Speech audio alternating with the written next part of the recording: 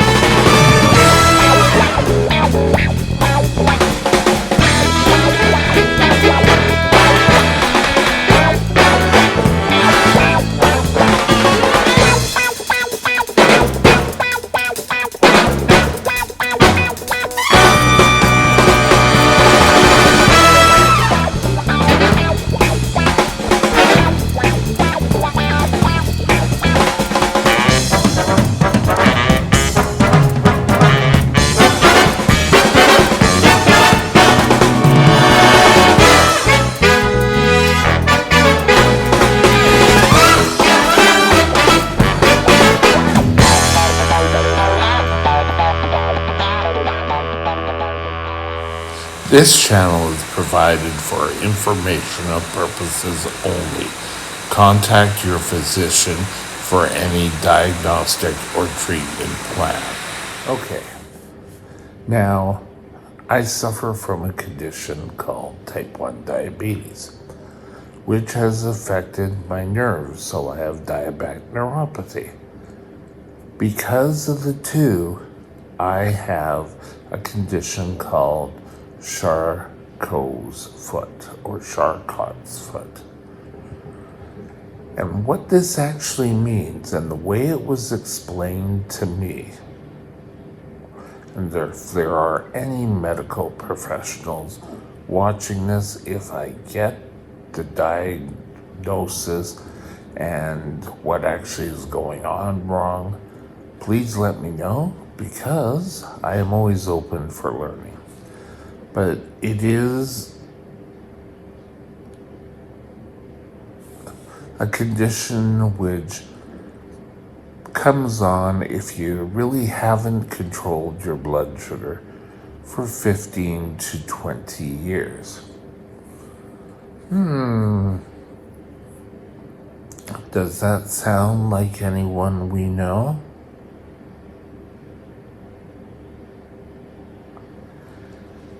Okay, let me just read what it says here.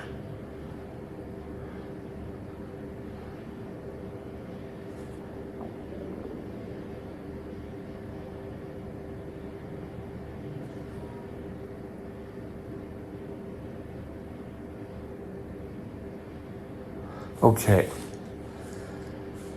My understanding of it is it weakens the bone structure in that your nerves act like a tap. It allows blood to flow into your foot, and it allows blood to return. If you have damaged your nerves, or your diabetes has damaged your nerves, the blood flows constantly. If that is the case, then Charcot's foot can be present. And when the blood is on, with this imaginary tap is on all the time, it can weaken the bones in your foot. Thus, Charcot's foot. What can happen is the ankles or the bones in your feet, ankles I guess are included, can become very soft and pliable, and even with minor pain or minor stresses on it, it can break. So I showed up in emergency with a very warm, red-looking foot. And they looked at it, and my diabetes was all through the roof. And it was decided that I should be hospitalized. So I'm hospitalized with my foot up. And that is where I met my endocrinologist, the first endocrinologist I had had in years. She didn't give me the normal speeches, blah, blah, blah. But she looked at the foot and saying, well, how long have you been on antibiotics by this point? And I said, well, 4 or 5 days. And she said, in the nurse's note, they said it really hasn't looked any better. So I got sent to a podiatrist. Once they cleared everything up and with rest, my foot kind of subsided a bit, but not totally. So I had to go get x-rays of my foot. I had to go to this doctor, which was for me right across town, but it was right in my visiting area, like where I grew up visiting area. So it wasn't too bad. I knew the area. In actual, the building where my doctor's office was, the podiatrist's office, is the exact place in the street where I went to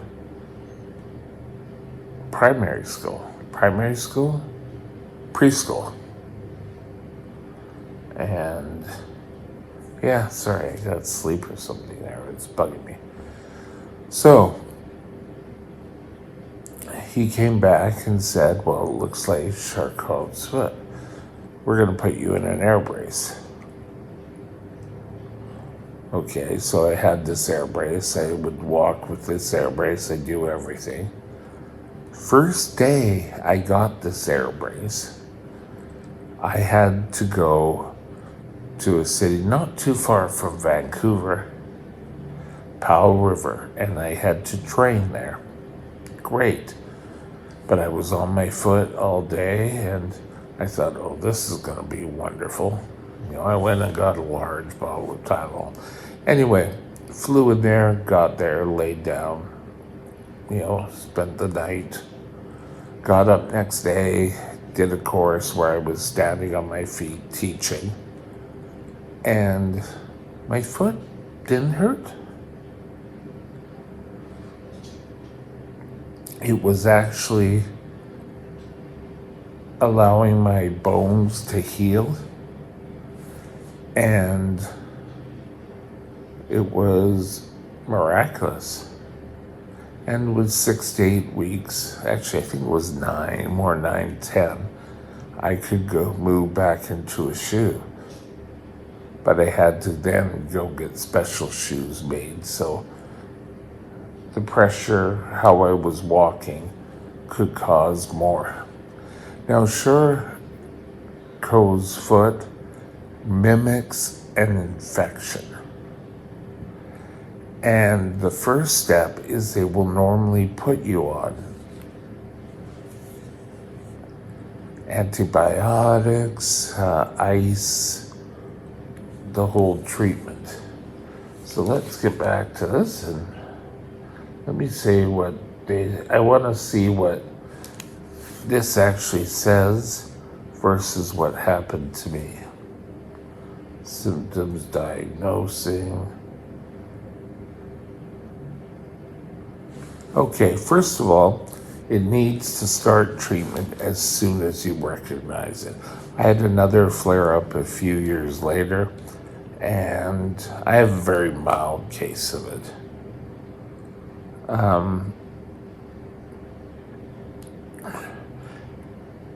Reducing the pressure on your feet, yes.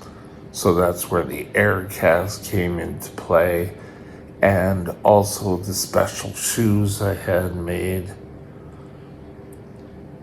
I now, because I'm in the chair, don't have too much pressure on my feet.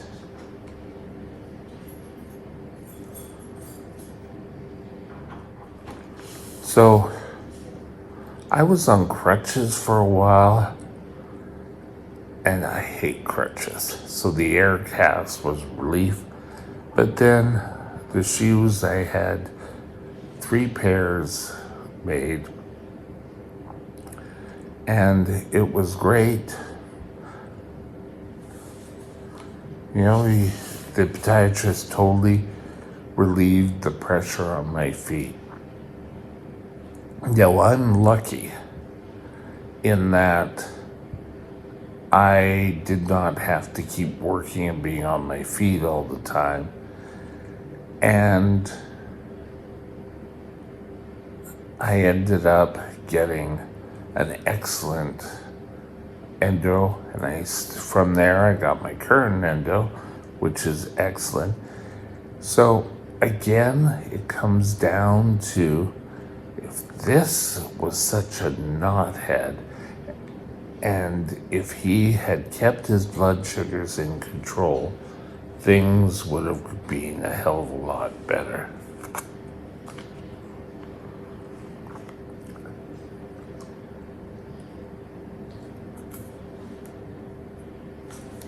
So as I was saying, it pretty well comes back to controlling your diabetes. The foot, it hurts obviously because you've broken bone. Now, if this is my foot, up here seems to be the area where it breaks on me. I'm lucky where they pretty well have come broken, but then they've healed enough to where I'd be able to handle things. So that's a positive.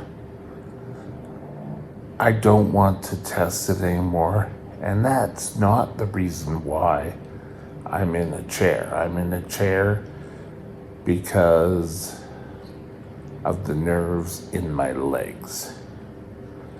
So they're kind of tied in, but they're not. Like, I'm not walking just because Charcot's foot. Is basically what I'm saying. I think I've had it in one foot, but the other foot, I could have been infected.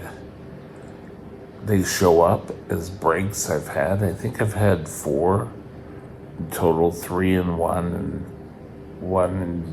3 in my right foot, 1 into my left. So that was always the foot I lead off with. And before I ended up with that diagnosis, I was told, oh, can't think of the disease. Uric acid is buildup. But I was sent home with big pills, and I ended up and I went to another emergency room and was admitted. And my foot over the years has got better. Keeping your blood sugar under control does affect your bones. I've done this in what endocrinology is video. And your bones produce hormones, they produce red blood cells. So it's very much inside and is covered by endocrinology umbrella. This is my umbrella picture now. This is the screen hiding behind diabetes. Just thought I'd clarify. Charcot's foot, you could be using a cane, crutches, special footwear, is all pretty well normal. Don't let yourself get to it. It's never too late to get into control. Hope you understand. Have a great day. Bye now. My email is mikesdiabetesworld@gmail.com. mikesdiabetesworld@gmail.com.